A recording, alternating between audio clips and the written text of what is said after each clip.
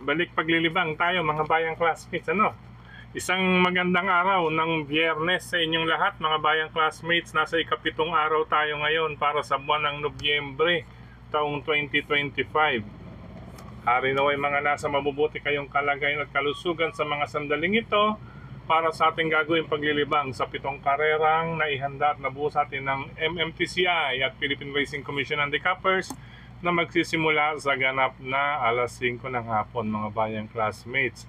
Bago tayo magpatuloy, pinapaalala ko rin sa inyo mga bayang classmates na paghandaan natin, kahit na medyo malayo tayo, nasa bandang itaas ng Luzon, ay maghanda pa rin po tayo sa paparating na bagyo mga bayang classmates. Sadyang napakalakas po, aabot sa signal number 5, naglalaro signal number 4 hanggang signal number 5 pag pumasok na ng husto sa ating SAPAR or sa Philippine Area of Responsibility. Pero araw ng Linggo at Lunes iyan mga bayang classmates, sa lubong araw ng Linggo at Lunes. Pero syempre Sabado, bukas Sabado may mararanasan na tayong pag-ulan. Kaya po sa ating mga kababayan dyan sa bandang Central Luzon hanggang northern part ng Luzon, prepare na po mga kababayan natin dyan. Paghandaan na po natin, para sa ikaliligtas ng lahat. Para sa ikaliligtas ng lahat. Kaya po natin paghahandaan. Be safe po mga bayang classmates or mga kababayan natin dyan sa Central Luzon at nasa northern part ng Luzon. Ayan po, mag-imbak na rin po kayo ng inyong mga pagkain dyan sa inyong lugar or sa inyong mga tahanan. Okay po, ingat po. Patuloy lang po tayong magdasal. Okay po. Diretso na po tayo sa ating mga giya, mga bayang classmates. Ayan, nakapantay, halos pantayan ang ating senyales. Ang itim at pula, medyo makiramdam. Alam niyo na, maaaring magkasingitan at importante po, makibalita po sa araw na ito. Makibalita kung sino-sino ang may nais. Kasi po, base sa lineup, ito po ang tinatawag nating isang lamat, damay lahat. Once na umpisa nito ng Kaloks, ayan, ibig sabihin medyo malayo sa ABC or wala sa AB, ay baka magdiretso sa dihado. Anyway, diskarte nyo pa rin po ang masusunod mga bayang classmates. Race number 1 para sa start ng winner take all, covers races 1 to 7 tayo. Ayan, may mga imported runners, 5 po mga bayang classmates. Sa karerang ito, medyo napansin natin, 3 po ang may angking tulin sa harapan mga bayang classmates, or yung maaaring magdikta ng harapan or bandera na tinatawag. Okay po, ayan may mga letter B. Not literally, letter B is bandera. Ang pinaka-meaning niyan sa akin is may angking tulin sa arangkadahan. Okay po, sa karerang ito mga bayang classmates is since start ng winner take all at maiden race, 3-year-old maiden race. Ang unang dalawang pamilya natin, ito number 6, Perpetuator. Alam ko iba na hinete na ito, Chains Jacket to, mga sakay ni Arnold Apoy Asuncion. Perpetuator. Then, isa pang mabilis ito, matulin to sa Lundaga, number 4, Glorify with Pabs Caballero. Ngayon, kung sakali magkakabalikatan sa harapan, may mga darating na dihado, mga bayang classmates. Ito, mga pang-reserva. Si Super Pinay, number 7, ni Jeff Zarate. Ito, pwedeng talunin ito si Mangantana. Alam nyo na po, basa na lang po nung programa niya, nung nanalo si Mangantana, kaya niya pong biguin yon mga bayang classmates. Oo, at dito sa karerang ito, baka alam niyo na, baka makasilat din si Super Pinay. Pangdihado natin ito, medyo nagpa-aumento from a novato run, naging 27.6. Baka mamaya pumalo rin iyan sa 26 mga bayang classmates or 25. Malay natin, Siyempre, hindi naman basta-basta yan with Lester De Jesus, mga bayang classmates. But anyway, malamang dito mag-concentrate sa dalawang una, Perpetuator number 6 at si Glorify. Number 4, mga paningit, number 7, Super Pinay, at number 1, Precise Move. Pwede nyo na po i-diretso to, quartet, sigurado sasama to. Yan, pasok yan sa quartet at pentapekta na rin. May dihado tayong paningit yan. Number 1, Precise Move. Karera numero 2 para sa Pick 6 covers races 2 to 7. Isang anybody's race kaagad. Makibalita po. Dagdag kung may nais pang or may kursunada pa mga bayang classmates. Sa karerang ito, dalawang may angking tulin sa harapan. Siyempre, kilala naman po ninyo. Malamang ito magdikta ng harapan. Si number 8, pero dito tayo lalagay kay number 7. Siyempre, with Jonathan Vasco Hernandez, si Ichiran Ran. Diretso lang ni Uno. Ang renda rito ay talaga namang medyo may kagaangan na ang laban nito sa kanya. Pero siyempre magiging dahilan yan ay ito nga, merong nasa harapan na isa. Ano po, baka yan lang ang magiging reason kaya magiging anybody's race ito mga bayang classmates. Dahil kung mapapansin ninyo, naglalaro sa 128 point something, 29 hanggang pasok sa 2 seconds. Pag 2 seconds is 130.6. Ayan, may mga 130.2, may 130.6 mga bayang classmates. Kaya magiging anybody's race if ever magkapatulan sa harapan itong dalawa. Ang aking mga pansama, number 5, Fearless with Dan Lazaro Camanero. May dalawang 28 ito kung mga bayang classmates, isang 128.8, isang 28.2. At syempre from 28, naging 30, parang abstract to, no? Tapos naging 28 ulit, tapos bumagal, tapos at baka magpakita ngayong gabi sa race number 2. Kaya yan ang aking pangdagdag. If ever nga magkaroon ng bakbakan dito sa harapan, isa pang pangdagdag ko, ito Tawi-Tawi Island with Jomel Lazaro. Mga bayang classmate, ito na traffic lang nakaraan. Kaya lang, kahit ito ay nasa numero 2, hindi ganun kaganda ng numero, baka mamaya makasungkit or makahanap ng butas itong si Jomel sa pagpaparemate niya ngayon kay Tawi-Tawi Island. Maagap naman po itong si Jomel mga bayang classmates. Mainam din na hinete yan magdala, lalo na sa mga deremate. Yan po ating mga paningit. 5 and 2 if ever magkalakasan sa harapan. At makibalita na lamang din kung sino pa ang nais ninyo dyan mga bayang classmates kapag may nakitang dagdag. Meaning, other than dagdag ay isama po ninyo kung may iba pa kayong pili kursunada bukod sa 7, 5 and 2 para sa karera numero 2, Ichiran Run 7, Fearless 5 at Tawi-Tawi Island number 2. Good luck, race number 2.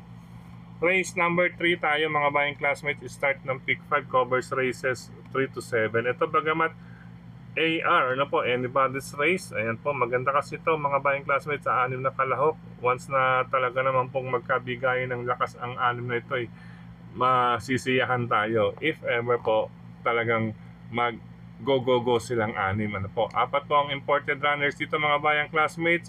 Pero base sa mga track record, ayan, may mga 25 point something. Ito may dalawang 24 point something sa katawan.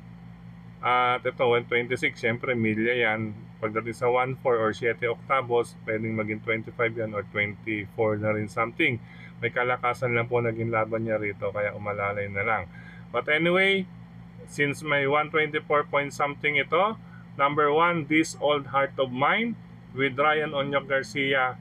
Solo po ako, race number 3 for number 1, This Old Heart of Mine. Ayan, ika nga, ito ba namang This Old Heart of Mine, papatulan pa natin yung mga tumatanggi o yung ayaw ng may matino, ayaw ng may matino sa karera. Ayan, siyempre hindi na natin papansinin yan. Yun ang panahon nila mga bayang classmates. Kung ano yung kalakaran nilang hindi diretso or ayaw nila sa mga diretso. Ayan, sige lang. Payong kapatid or payong bayang classmates ay alalay lamang po, tamang libang lang lagi. Okay, race number 3, number 1, This Old Heart of Mine. Ayan, meron pang makabagbag damdamin na nailabas, dahil This Old Heart of Mine. Dahil may edad na rin naman. Ayan, inamin, na nasa more than 50 na rin. Anyway, race number 4, magtungo tayo para sa Pick 4 covers races 4 to 7. Ito sa karerang ito mga bayang classmates, gaya nga na akin nabanggit, ay medyo palaisipan at kinakailangan makibalita base sa 7 karera ngayon. Need lang natin makibalita.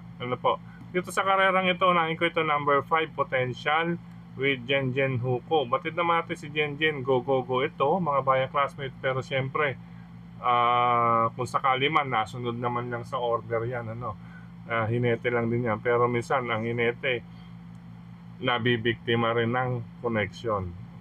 Hindi na po maitatago yun mga bayang classmates.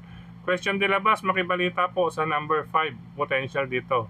Medyo sagad na to rito mga bayang classmates. Sana naman maibigay na sa tao ang hustisya. Yan speaking of hustisya, o nga pala, kung inyong napapanood, napanood nyo rin ba? O may nagkwento lang din sa atin at napanood rin natin tuloy si Dalubhasang Buraot, si Sir Paulo. Ayan, ang salitang hustisya.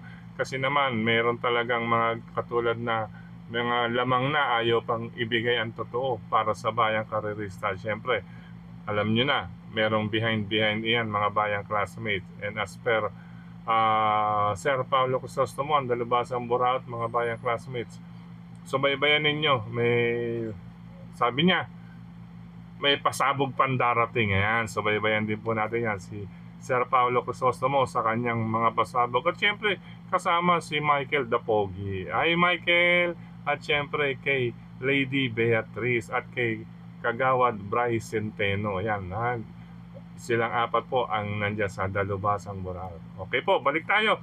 Race number 4, ang number 5, question de labas lang. Sagad na po ito rito. Ngayon, sasamahan natin. Siyempre, malay natin kung anong magiging epekto sa kabayo. Po? Kaya isasama ko number 6, Sky Plus. Lagi naman pong sige lang yan with Jan Sadia de Ocampo. At itong number 1, may kanta nga ito, Masarap Daw Kasama. Po? Start, Masarap Kasama. Ayan, with John L. Santiago. Ayan, mga pangdehado paningit natin yan. If ever may mabalitaan kayo sa number 5, sila po ang maaring sumilat dyan sa karera numero 4. Good luck po mga bayang classmates. Race number 5 tayo. Sa karerang ito may 4 na may angking tulin. Po, mga banderista, may angking tulin sa harapan. Kaya depende po ito sa IRA. Ayan depende sa IRA yan. Pero dito sa 4 na to, medyo matibay sa akin ang number 1 at si number 2. Ayan, kaya sila po ang aking inuna. Dahil lalong-lalo na itong si number 1 Golden Aria with JC De La Cruz. Meron po siyang 29 sa katawan. Hindi balisong mga bayang classmates. 29 meaning 1 minute 29 sarado. Ngayon, ang kanyang sunod na best time sa huling 4 na track record niya ay 1 minute 30. Kaya kung titignan ninyo, lamang pa rin po siya. Po? Kasi yung iba may 30 point something mga bayang classmates. But anyway, yan, siyempre, diskarte yan. Baka mamaya, makasolo naman itong pagkuha ng harapan si Sinag with Joel Ciego. Kaya isasama natin yan. Alam niyo naman, gamay ni Joel Ciego.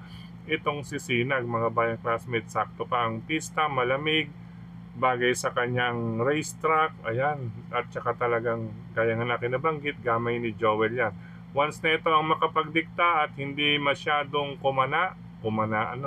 hindi masyadong kumana sa harapan, itong dalawang may letter B or may angking tulin sa harapan, ay maaaring makaporma si Sinag. But with Golden Aria, yan, bakbakan yan mga bayang classmates. Po? Since pare-pareho silang may tulin, kaya isinasama ko lang din ang number 6 na si Lucky Fortune with Tanya Nabarosa. Kaya 1, 2, and 6 mga bayang classmates. Ang senaryo, once na mapabayaan si Sinag or marahan ang Irehan, si Sinag ang maaaring sumilat kay Golden Aria. Si Golden Aria naman, siya po ang may tangan ng mas magandang dalawang track record kumpara sa others. Po, kaya discarding JC De La Cruz lamang din po iyan mga bayang classmates. Sana naman wag muna maaga magpaikot sa ibabaw itong si JC, dahil kung magkaratratan nga, si number 6 nga ang darating, Lucky Fortune with Tanya Nabarosa. Kaya po ang dahilan kung bakit 1, 2, 6 tayo dyan sa karera numero 5. Good luck mga bayang classmates. Race number 6, penultimate race tayo. Ayan mga bayang classmates, ito napakagandang karera rin. Oo, yun nga lang talagang, yan, 5 ang nasa harapan or may angking tulin sa harapan mga bayang classmates. Yung talagang bibuhan. Unang 2 hanggang pangatlong kwartos nito, palakasan nito mga bayang classmates. Kaya anybody's race, magdagdag or isama kung may iba pa kayong pilit kurso natin mabalitaan dahil Irihan ang labanan, at bukod sa Irihan na labanan ay patibayan pa iyan, may mga angking tulin. Kaya ang may papayo ko, ayan, magdagdag or makibalita na lang din. Pero tingin ko kahit hindi kayo makibalita, talaga namang magandang laban ito pag sungo sa rektahan, sigurado mapapatayo kayo. Anyway, dito tayo sa karera numero 6 nga. Number 4, Believe in Me, medyo nabababaan tayo rito. Yan, hindi ko lang nakita kung sino may sakay nito, no? Dahil kopya ito. Alam ko na i-announce na ito last Wednesday, ano? Change jockey mga sakay ni Arnold Apoy Asuncion. Ang ayon nga kay Sir Pau. Ayan, ayun na naman, speaking of Sir Pau, ang pinakatalo lang daw ni Believe in Me sa karerang ito, ha? Tatandaan nyo, dahil talaga namang mababa ay ang ma-scratch. Ayan, ha? Pinakatalo ni Believe in Me ang ma-scratch.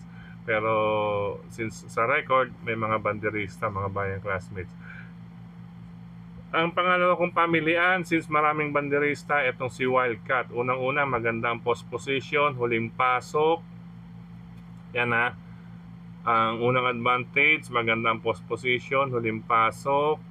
Distansya, pabor. Sa hinete, may weight advantage pa rin dahil hindi pa nakakalimang panalo to si Raymark Simasio. Ito yata, kung sakali makalima siya rito, ay -3 na lang. Ayan, okay po. Ang advantage nito, maraming banderista, sakto sa distansya, post position, maganda, at ang track record, mga bayang classmates. Kaya mahirap iwanan to, Wildcat. Pagkamot nito sa diretso, lakas pa naman din bumayo nito ni Raymark Simasio, no?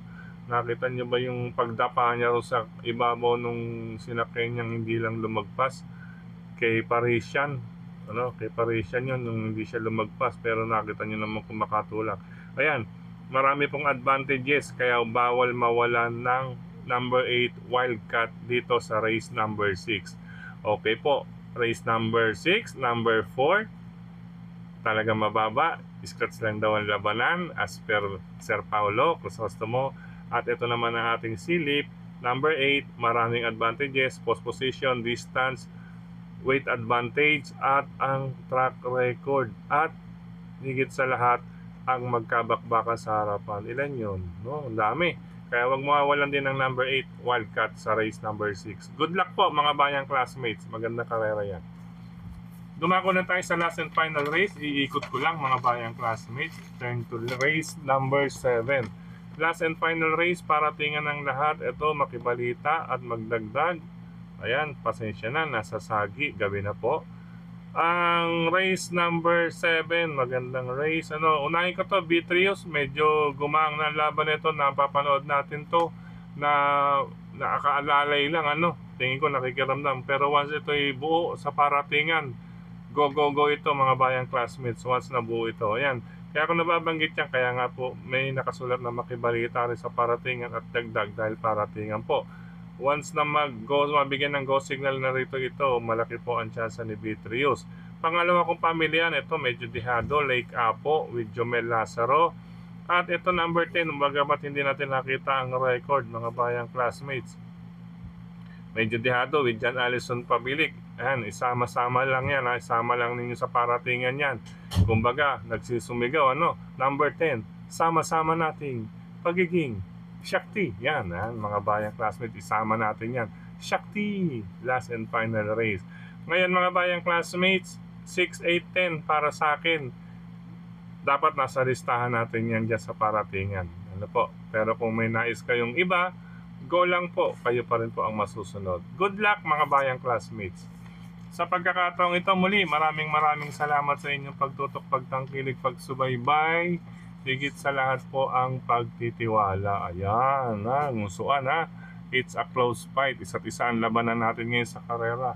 Base sa lineup, makibalita, at maraming senaryong maaaring maganap. Siguradong juicy dividend to mga bayang classmates. Ayan, si Juicy na naman, lagi na lang si Juicy.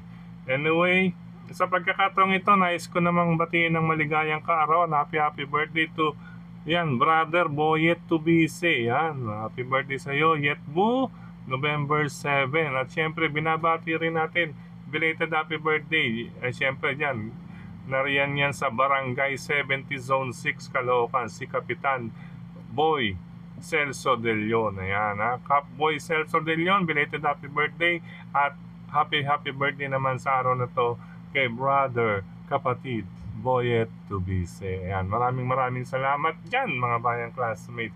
At maraming salamat sa suporta sa atin ni Sir Mel Tipache. Gayon din kay Tokayong Frederick Cabil sa pagbabagi ng giya sa grupo ng mga karerista sa social media. At syempre, speaking of social media, supportahan po natin ang ating mga fellow vloggers, mga bayang classmates. Ayan, gaya nga na akin nabanggit kanina, abangan ninyo o abangan natin. Ayan, kasi may nag-message lang sa akin, at isa pa, talaga rin namang nakatutok tayo dyan na talagang may pasabog daw. Wow, ayan, abangan natin ang Dalubasang Buraot ni Sir Pao Crisostomo kasama si Michael Dapogi, siyempre with Beatrice at Kagawad Bryce Centeno. At siyempre yung ibang mga ka-vloggers natin, siyempre si Brother Kidabata, Brother Atubudoy, at Master Laikem, si Sian, ayan si Sian, Manoy Sian, ayan, Bicolano rin yan. At siyempre ang iba pa nating fellow, supportahan po natin mga bayang classmates. At siyempre maraming salamat din social media pa rin sa lahat ng admins at members ng grupo ng karerista sa social media, sa mga nagla-like, nag-heart, nag-share, at syempre dito sa ating YT channel, maraming salamat. Shoutout kay Dave Amaro, yan, dyan sa Manila yan, Manila, Dave Amaro, yan, at syempre kay Brother Jeff Escultura. Okay po, paalam pansamantala mga bayang classmates, see you po para sa karerang Sabado at Linggo. Siya nga po pala mga bayang classmates, naku po, ito pa, isa pa tong pasabog ni Sir Pao Crisostomo, ang magiging lineup ng Sabado at Linggo. Tila baga, merong,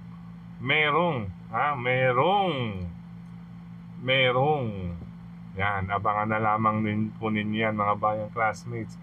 Merong giveaways, ayan, may giveaways ang magpapakarera or may sponsor, may giveaways. At talaga pong, syempre pag may giveaways, meron din po si Eddie. Yan, mga bayang classmates. Sabi ni Sir Paulo yan, hindi raw nawawalan si Eddie. Sino kaya yung Eddie na yon, yung nagpakarera? Okay po, paalam bayang classmates. Good luck po. Love you all. Ingat.